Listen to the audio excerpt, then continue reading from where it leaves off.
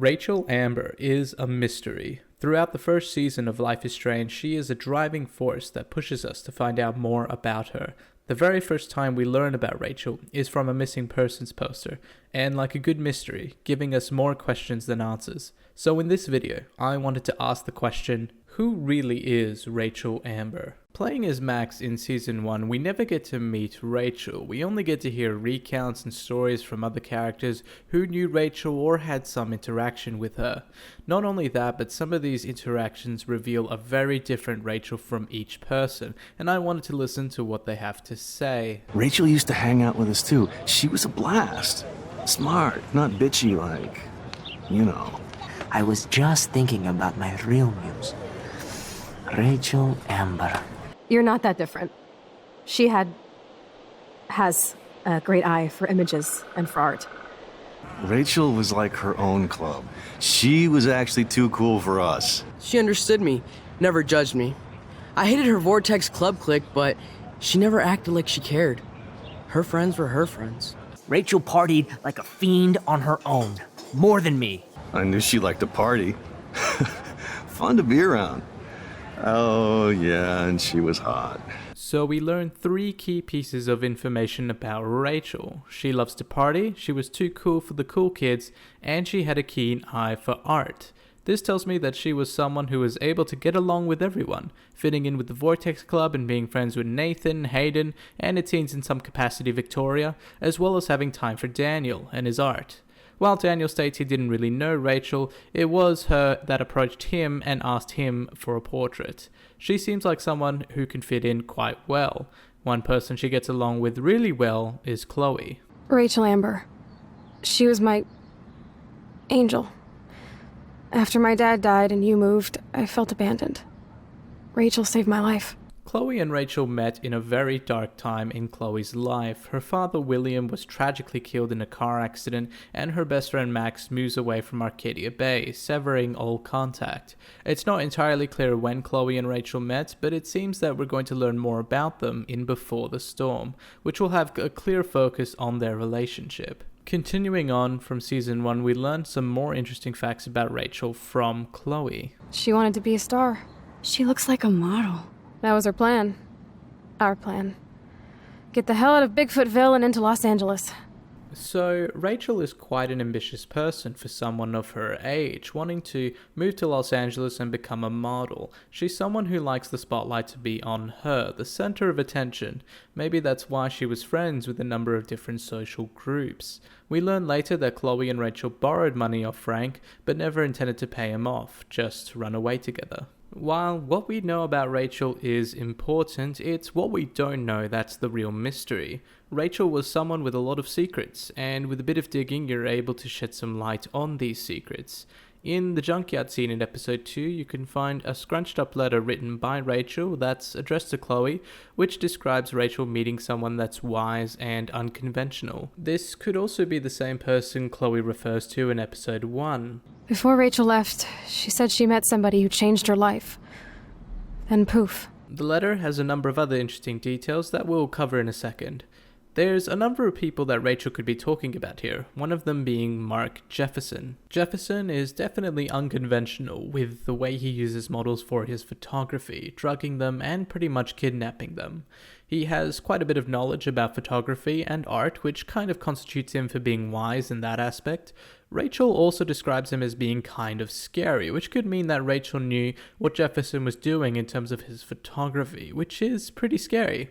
This brings up a few questions about Rachel's role with Jefferson and how this led to her death, but we'll get to that later. Another person that Rachel could be talking about in the letter is Frank Bowers. However, I think it's unlikely. While Frank is definitely a scary dude, Let's just talk. Don't you ever tell me what to do. Get it, bitch? Get it? a little unconventional with his job, Ooh, Frank's stash.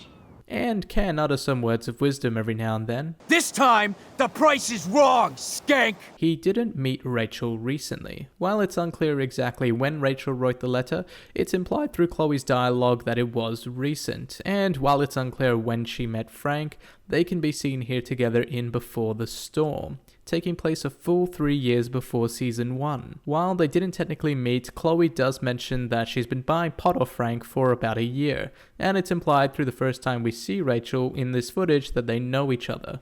The letter also references how Chloe would be mad if Rachel told her about how they hooked up for the first time near campus. Rachel and Frank are former students of Blackwell, although they didn't attend together. Frank could have been visiting Rachel on campus.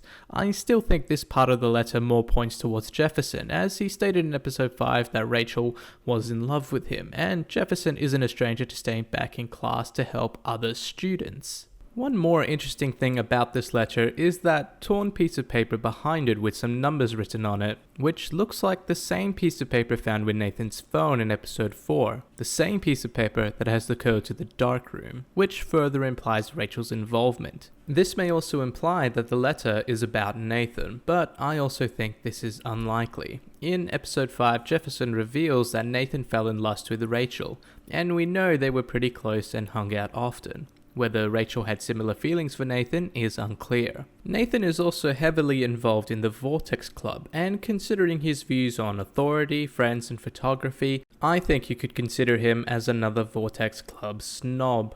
He does, however, bring us to an interesting side of Rachel Amber. The letter could be talking about Frank, Jefferson, and Nathan. Figuratively anyway, literally it is probably Jefferson, but figuratively it could be all three of them. Rachel Amber absolutely had sex with him. Well, I heard that from a good source. Rachel was in love with me. That's not my ego. Just look at our sessions. I thought I saw her with an older gent one time. Maybe her dad. She was just a gold digger. She belonged in California with all those, you know who know what's. Rachel. Oh, God. She was the one good thing in my life, Max. Rachel wanted Frank's stash. She let him take pictures, then he carries around her photo like she posed for love. Dumbass. Rachel really did hang out with Frank. I'm learning more about Rachel than I want to know. So, Rachel was someone who would get involved with multiple people, and as Kate would probably describe it, be unfaithful. It's implied heavily throughout the game that Chloe and Rachel were more than just friends, and we can see that Chloe cares deeply about Rachel. But we also see that Frank cares deeply about Rachel, and from the pictures and notes written to each other, they had a real thing going on. Rachel was also involved with Mark Jefferson, and going back to the letter, it is probably him that Rachel is obsessed with. On top of all of this, we can see graffiti around Arcadia Bay that imply that Rachel also got around.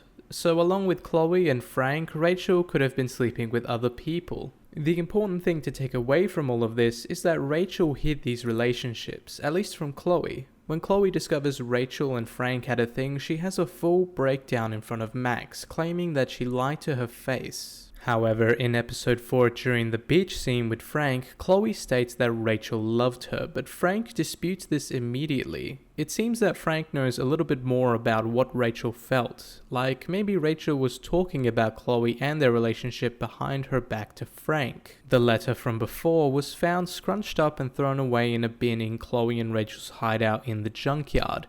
It could be that Rachel immediately regretted writing the letter, scribbled out some of the more revealing bits and threw it away. Or it could be that Rachel left Chloe this letter to read, or Chloe just found it and threw it away in anger. Either way, it's really not entirely clear who Rachel really liked more. Her reluctance to write the letter indicates she didn't want to hurt Chloe's feelings, but it seems Rachel revealed more of herself and her relationships to Frank. And then there's Jefferson. And speaking of Jefferson, we should first talk about Rachel's disappearance. After meeting someone that changed her life, Rachel goes missing on April 22nd, 2013. She isn't seen or heard from anyone. After finding some pictures in the darkroom of Rachel, Chloe and Max race down to the junkyard and discover Rachel's body. In episode 5, we learn from Jefferson that it was Nathan who overdosed Rachel during a photo shoot. In a voicemail to Max from Nathan, he says that he didn't want to hurt Kate or Rachel He didn't want to hurt anybody. He then states that Jefferson is coming after him now. So it's implied that Nathan overdosed Rachel and that Jefferson or both of them buried her in the junkyard, and after the events of episode 1 to 3, Jefferson had to get rid of Nathan. Except that it's possible Jefferson is lying and he is the one who actually killed Rachel. This is kind of going into theory territory about Nathan and Jefferson rather than explaining what happened to Rachel territory, but stay with me on this. In episode 5, when Jefferson is taking photos of Max, he starts talking about how he's sorry that he killed Chloe, only that he changes his story at the last second saying Nathan killed Chloe. Chloe. Right. Yeah, I'm sorry that that Nathan killed her in self-defense. At this point, he starts to cover his tracks. He starts talking about how it was Nathan that overdosed Rachel trying to imitate Jefferson, and that Nathan's family, along with the rest of Arcadia Bay, will learn the truth. But he had an eye for shadows, and an eye for a whole lot more, as his elite family will find out, along with Arcadia Bay. Oh. Rachel Amber. That's the real tragedy. Nathan thought he could be an artist like me. Instead, the dumbass gave her an overdose. At this point, what Jefferson is doing is covering his tracks, making up a story and misguiding Max just in case she might escape or he's caught down the line. Looking at the language that Nathan uses, he never implies that he killed Rachel and that he only hurt her, along with Kate. His scribbles that Max finds in episode 3, Rachel in the darkroom, while unclear, don't imply that he killed her. It might simply imply that he witnessed something horrific in the darkroom involving Rachel. He also states that Jefferson is coming after him now, implying that Jefferson was after someone else before. This person could be Rachel. There's evidence to suggest that Rachel was involved with Nathan, Jefferson, and the darkroom, but to what degree she was involved is still up in the air. That piece of paper from before, which has the code to the darkroom, was torn, and the actual code was written on the piece Nathan had. Why it had ripped is unclear, but maybe Rachel found the note while hanging with Nathan and he ripped it from her hands. In episode 5, Jefferson states to Max that Rachel was in love with him, which is supported by the letter that Rachel wrote to Chloe. He also mentions that Rachel posed for him, and that they've had multiple sessions in the past. So it's clear that Rachel and Jefferson did photography stuff together, which means that she might have known about the darkroom, and since her and Jefferson had a connection, it's possible that Rachel let Jefferson drug her for this style of photograph. What Rachel didn't know was how Jefferson drugged and kidnapped other girls from modeling. She was consenting while they didn't know what was going on. It's possible that Rachel discovered Jefferson's past models and figured out something was wrong. Not like Rachel, who was always looking in the wrong places. Which Jefferson then finds out because this room is under 24/7 surveillance, which led to Jefferson killing Rachel in the darkroom in front of Nathan. So, what evidence do we have that supports this? Back in episode 5, Jefferson seems to have no issue at all killing Max with an overdose and disposing with her body. I'm going to make you live forever in my photographs. That's all that will be left of Maxine Caulfield. They won't even find your bag.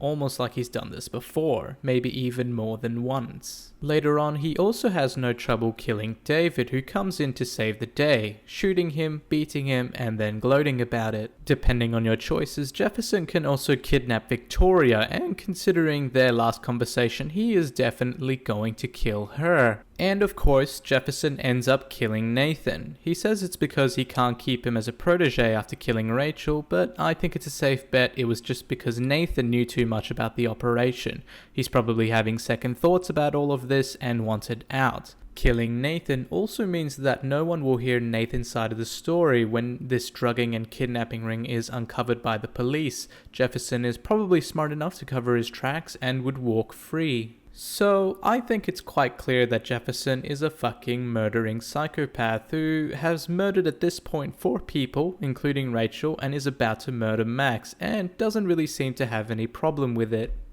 Anyway, I like my models to be seen and not heard, so I have to make sure there's nothing left behind of you.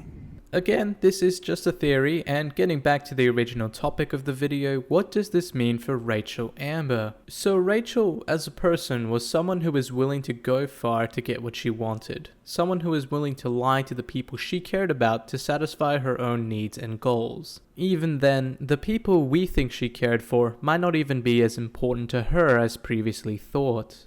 Maybe her view on everything and everyone was Rachel versus the world. Unfortunately, there was no real winner. Even considering all of this, Rachel is still a mystery, and with Before the Storm just around the corner, it's going to be interesting to see what we can learn about her, but it's also going to be a little woeful, knowing what fate lies for her. Thank you for watching. I know this video took a little longer than my last one. That's mostly because my real life work has picked up a bit and I don't know when I'll be able to have more free time to work on these videos. But rest assured they will be worked on, and I was wondering what type of videos would you guys like to see in the future? I was thinking of doing a top 5 things to improve season 2 video, but it just seems so clickbaity. And I mean, I think I could make it a little bit interesting with some of my ideas for season 2. But I'd rather focus on something you guys would want to see. Let me know in the comments, and once again, thank you for your time.